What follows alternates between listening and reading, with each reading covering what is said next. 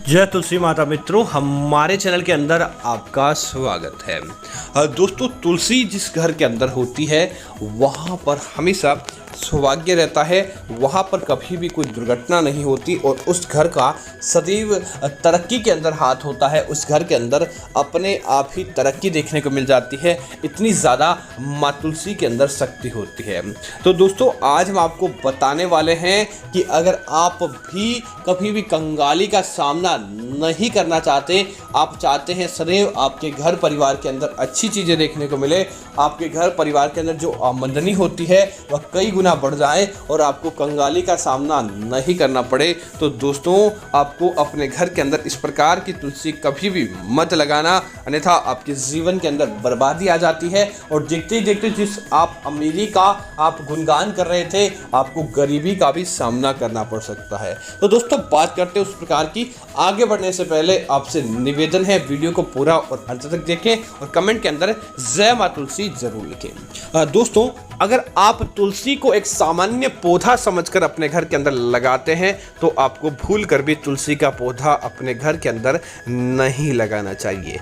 तुलसी कोई सामान्य पौधा नहीं बल्कि साक्षात माँ लक्ष्मी का दूसरा रूप माना जाता है। तो अगर आप अपने घर के अंदर तुलसी की पूजा पाठ नहीं कर सकते, सुबह तुलसी को दीपक जल आदि नहीं चढ़ा सकते, तो आपको तुलसी को अपने घर के अंदर नहीं लगाना चाहिए। इससे अच्छा है कि आप नहीं लगाएं, लगाते हैं तो आपको इसकी पूजा का पूरा ध्यान रखना चाहिए।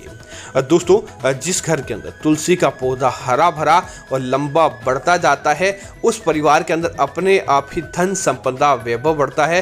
परिवार के अंदर किसी प्रकार की नकारात्मकता नहीं आती। लेकिन अगर आप जिस घर के अंदर तुलसी के पौधे की पत्तियां सूख जाती है, डालियां सूख जाती है, ऐसे घर के अंदर अपने आप ही गरीबी आ जाती है। इसीलिए जिस घर के अंदर तुलसी का पौधा सूखा हुआ रहता है वहाँ पर कभी भी अमीरी निवास नहीं करती, वहां पर देखते ही देखते कंगाली आ जाती है। इसीलिए अपने घर के अंदर कभी भी सूखा हुआ तुलसी का पौधा नहीं रखें। अगर तुलसी का पौधा सूख जाता है तो तुरंत उसे निकाल कर किसी जमीन के अंदर गड्ढा खोद कर दबा दें या फिर किसी नदी के अंदर प्रवाहित कर दें। ऐसे ही आपको इसे जलाना नहीं चाहिए। जिस कोई भी व्यक्ति ने तुलसी की लकड़ी बिना हवन महत्व की जलाई है, उस व्यक्ति के जीवन के अंदर कंगाली आ जाती है और उसे अनेक प्रकार की बीमारियों का भी सामना करना पड़ता है। इसीलिए इस बात का आपको जरूर ध्यान रखना चाहिए।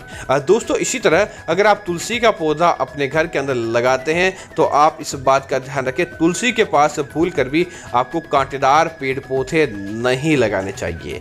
तुलसी के पास आपको भूल कर भी दूधिया पौधे नहीं लगाने चाहिए। और साथ ही साथ इस बात का भी ध्यान रखें, तुलसी के पास आपको नकारात्मकता फैलाने वाली चीजें जैसे कि कूड़ेदान हो गया, कचरे का डिब्बा, तुलसी के पास चप्पल छोड़कर जो बाहर से आते हैं, चप्पल जूते आदि छोड़कर भी आपको नहीं जाना चाहिए। तुलसी के ऊपर किसी भी प्रकार के पहनने वाले कपड़े आपको नहीं सुखाने चाहिए। अगर इनकी छाया भी तुलसी के ऊपर पड़ती है तो माँ लक्ष्मी के क्रोध का आपको सामना करना पड़ता है और वह आपके जीवन के अंदर कंगाली को लेकर आ जाता है। दोस्तों, इसी तरह इस बात का ध्यान रखिए, रविवार का दिन हो, अमावस्या का दिन हो, पूर्णिमा का दिन हो और एकादशी का दिन हो, इस दिनों के दौरान आपको तुलसी का पौधा भूल कर भी नहीं छूना चाहिए और न ही तुलसी की पत्तियां आपको तोड़नी चाहिए।